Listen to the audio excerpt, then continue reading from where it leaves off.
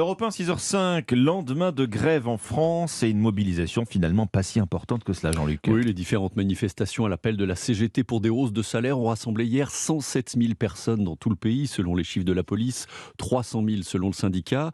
Au niveau des grèves dans les transports, il y a bien eu des perturbations hier, mais là aussi peut-être un peu moins fortes qu'attendues.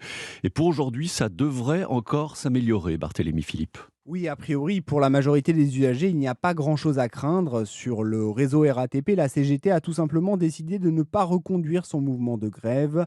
Les métros, bus et trams circuleront donc normalement. De son côté, dès hier soir, la SNCF a publié un communiqué pour annoncer un retour à la normale progressive du trafic.